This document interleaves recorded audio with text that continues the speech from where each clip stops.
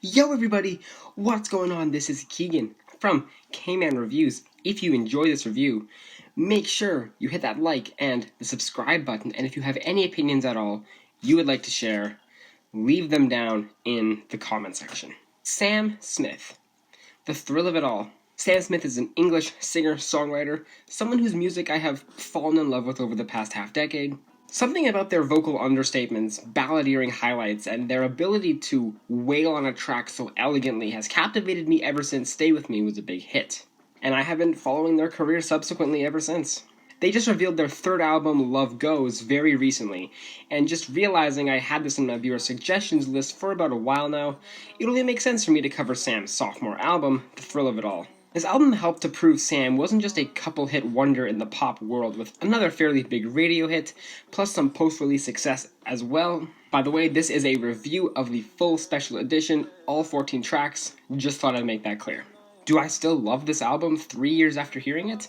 Let's find out as I review it track by track. We'll start off with the singles, with there actually only being one, with that being the infamous Too Good at Goodbyes, the album opener, which is an absolutely gorgeous and touching piece of pop balladry. Sam's vocals are the star of the show here, and wow, they hurt. While there isn't too much of a power factor here, hearing the stripped-down chorus with Sam's wail is enough to give anyone chills. I also get a little bit of shivers at the multi-track vocals for the repeated lines, very reminiscent of gospel, a feature that will return several times on following tracks. The lyrics here are an absolute perfect match, about being so adjusted and accustomed to heartbreak that they've gotten too good at saying goodbye, and pain starts to hurt less and less over time. A very tantalizing lead-off single, and one of the best in their entire catalog. Now for the rest of the tracks. Stay at First is definitely not the most stellar follow-up tracklist-wise. The instrumental is pretty lifeless for the most part. The groggy drums that are mostly muted by the ambient synth work sound like traditional moody singer-songwriter material, and this non-drop on the chorus with the pitched, almost chopped and screwed vocal effects is rather horrid. Sam vocally is also kinda underwhelming. While I can hear the passion and fire in their voice as they sing, but this definitely could have benefited from some true vocal power like on Too Good at Goodbyes. Lyrically, it's not the most convincing or engaging, just about wanting to know if he's not alone in a one-sided relationship, but it's done so vaguely and is almost incomplete. It weirdly feels like a bit of a draft idea, like a B-side. Meh, I could pass on this one. One last song which became a slight hit post-album release, and yeah, I can definitely see why. It's one of the poppiest cuts on the entire album. The drums have a snap to them with every pound, and the piano is much less ballady, way more like Michael Bublé. And speaking of Bublé, I get a lot of that influence on this track, but not at all like a direct rip. The brass instruments, even the vocal melodies, they soar and complement the female background singers. Despite it being so upbeat in comparison to pretty much all of the album, it is still a slow song, almost like a way to break up the monotony of the ballad after ballad, even only at track 3. It's effective. Lyrically, it's about this relationship that went south, and now they're singing about someone else, but offers this one last song to them. An album highlight for sure, check this one out. Midnight Train has always been a personal standout for me on this album, and that still reigns true to this day. The instrumental here is so soft with the gentle guitar work, and the drum work being a little bit more diluted and flat. However, it's Sam's vocals here that have always sold this track. They have this heartbreaking, on the verge of tears tone to them, especially when that chorus rolls around. It only affects how much of a talented singer they truly are. One thing I really don't care here are the bop-bop-doo vocals after the chorus.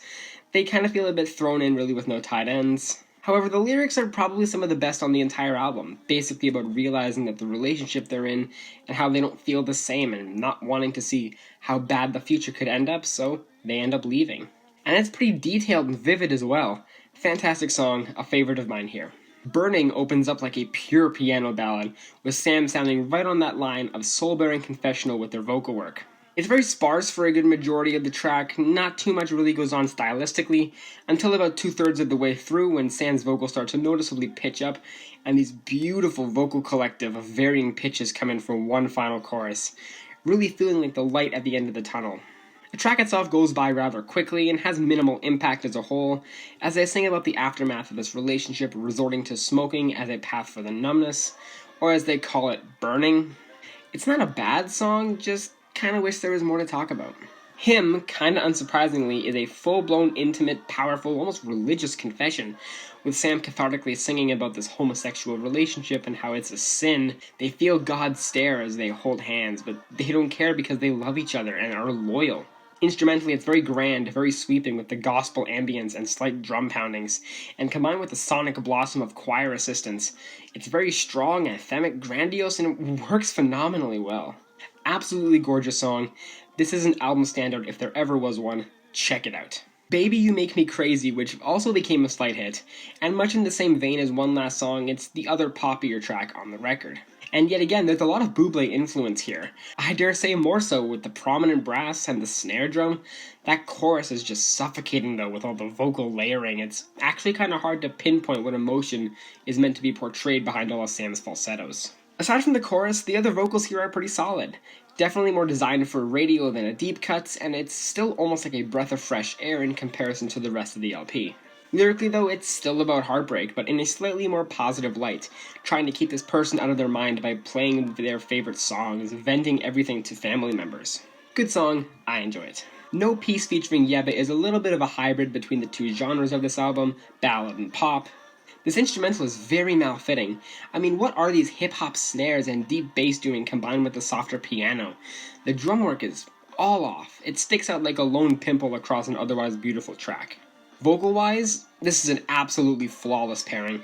Both Yebba and Sam Smith have this voice that's naturally emotional, but can still be used for a crossover song, and when they go back to back for the latter moments of the tune, it's a match made in heaven. Lyrically, it's very similar to Burning about this partner leaving them and resorting to substances to numb the pain. Yet another wonderful song. Palace feels like a genuine singer-songwriter jam with just the calm acoustic guitar, and Sam's soft yet powerful voice accenting it.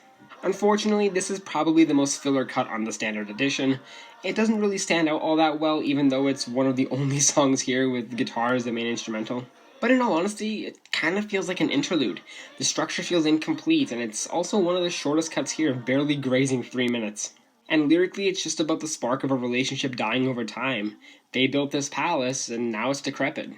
Meh, this is another one I could pass on.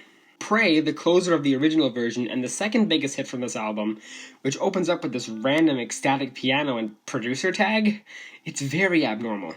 The true instrumental comes in a couple of seconds later, and we actually have a skittering drum over a heartfelt piano. It sticks out way too much in comparison, and is easily the most hideous part of the song. Sam vocally takes some time to build up, but when they hit that peak, it's a beautiful moment. Sounds very churchy, which is appropriate for the title. And the lyrics as well, which are actually not about a relationship, but instead about turning your back to the media and news, just having an overall feeling of incompletion and turning to prayer to solve their issues. Good song, definitely a good closer, but of course we still got 4 more songs to get to. Nothing Left for You is a very spare track, at least for the most part, with a slightly flavored guitar as the main melody. It levels up rather quickly in scale on the chorus, with these background vocals being surprisingly loud and distracting. We also get some more snappy percussion, string work, and the guitar amps up to a grittier quality later on the tune. I can see why this wasn't on the standard edition. It's extremely different from most of everything else, and is easily one of the most grand tunes on the entire record. Lyrically, it's another track that doesn't feel fully complete, very half-baked ideas about giving everything away to this person and having nothing left after the fallout. It's a bit middle of the road in my opinion. I could take it or leave it. The title track, The Thrill of It All, is yet another spare piano ballad, and this one is very run-of-the-mill. Not really that exciting or even that passionate, even though Sam's vocals bring a good amount of flair to the track, especially in the latter moments. Aside from that though, there isn't too much that could distinguish that from the rest of the album. The piano is traditional, nothing spectacular, a little bit trite at this point in the record. And lyrically, it's not much of a standout either, mainly about telling the world about this relationship but ultimately regretting it as it ends up crumbling. Meh, there's not really much to it. Scars is the shortest track on the record at 3 minutes and 3 seconds, and much like the track before it, it's pretty uninteresting. Yet again, the biggest turnoff for me is this anti-drop after the chorus. It just feels so forced and contrived, especially with the lackluster instrumental. Sam's vocals once again excel and shine here, as they really are the main attraction, along with sounding sincere in the process as they sing about the love for their mother and father, proud of them, and thankful that they cleared up all of their scars. Great message, kinda unfortunate execution. And finally, the closer One Day at a Time is an extremely minimalistic cut on opening numbers. It almost feels like something Shawn Mendes would have done, down to the melodies and even to these lyrics about getting lost in your phone, forgetting what's supposed to happen and deciding to live for the moment together. Again, the instrumental is really scant and tiny, just a calm, soothing acoustic guitar, and Sam's vocals, which are fairly comforting when combined with the lyrical content. I suppose it is a fitting closer, though not nearly as much as Pray. Overall, I wasn't as crazy about the Sam Smith album as I was when it first released. Looking at it critically made me realize a couple of flaws I didn't see otherwise, with the shoddy songwriting at times, the indistinguishable instrumentals, and the overall lack of a consistent flow throughout the LP. However, Sam's vocals are the biggest safe haven here, and in a weird way kind of make up and save a lot of the tracks here that would have flopped otherwise. So I'm feeling a 7 out of 10 on this album. Well guys, hope you enjoyed that review. Thank you all so much for watching, and I'll see you in the next one. Peace.